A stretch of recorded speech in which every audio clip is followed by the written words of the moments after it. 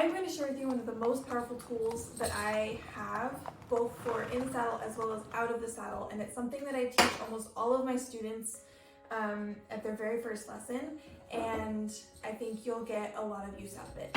It is so simple. It's simply a breathing exercise, and there's a few reasons why this is so powerful. One is that I think science has finally actually started to catch up to what wise horse people have known for generations, which is that our horses feed off of us. And so if we can regulate our own nervous systems and heart rates, then we can also help to regulate those of our horses.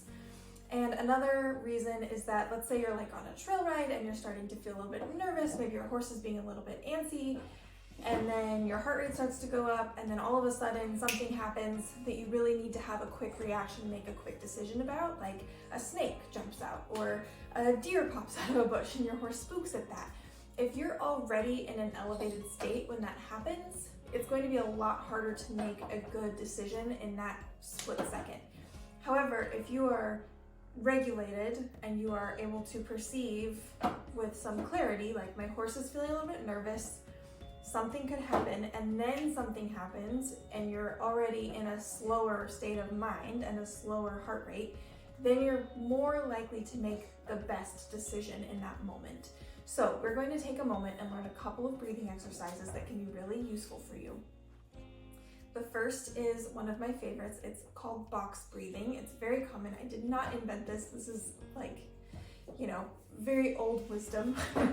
But essentially what the new spin on it is that we're going to use our horse's footfalls as our count. So we're going to breathe in for a count of 4 steps, hold for a count of 4 steps, out for a count of 4 steps, hold for a count of 4 steps, and we're going to repeat. So it's going to be something like this.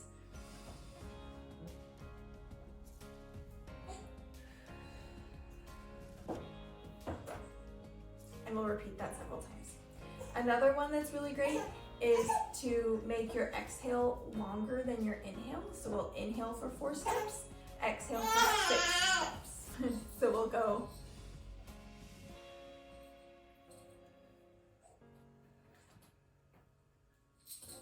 And that's it. So simple, and you can do it top secret. No one has to know you're doing it, which is one of my favorite things about it. You can do it anytime. It's always available to you, and I highly recommend you start practicing this as part of your warm-up so that you have the tool really well developed, so that when you do need it, it's right there and easy for you to use.